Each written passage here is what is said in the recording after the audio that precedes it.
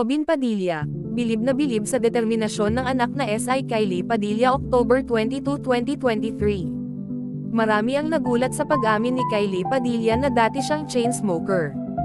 Ipinost niya ang pag-amin sa dating bisyo sa kanyang Instagram story na hanggang ngayon ay nandoon pa rin ang kanyang post. Makikita nga sa post ni Kylie ang black mug na may tibag at kasunod na kanyang pag-amin sa mga naging bisyo. I've given up on all vices. I used to be a chain smoker. I gave up totally 2 years ago.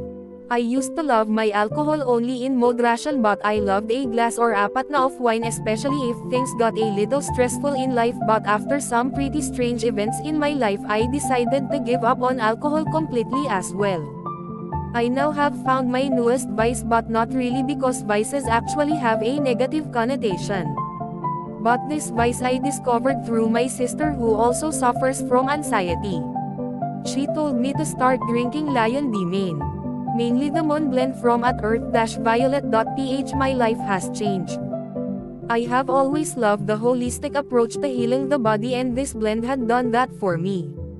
I never really liked the hangover from drinking alcohol or the loss of self-control, lol.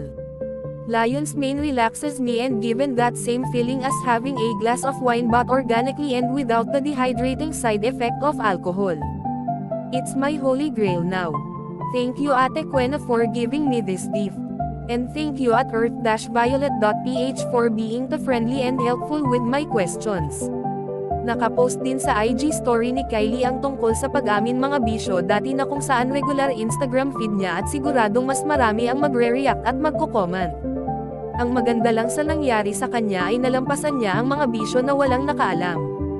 Tama nga ang sinabi ng kanyang ama na si Robin Padilla na kayang-kaya ni Kylie ang mga problemang pagdadaanan nito dahil isang matalino at matapang na anak ito na tila namana niya sa kanyang ina na hindi sumuko para mapalaki sila ng maayos. Nandyan lang naman si Robin para gabayan siya kapag kailangan niya ng tulong at advice. Walang ama na hindi gagawa ng aksyon para matulungan ang kanyang mga anak. Anyway, malapit na muling mapanood si Kylie sa television dahil kasama siya sa Black Rider, na kung saan sa first part ng story ng action series, siya ang kapareha ni Ruro Madrid. Siya ang gaganap na asawa nito bago pumasok sa istorya si Yassi Pressman.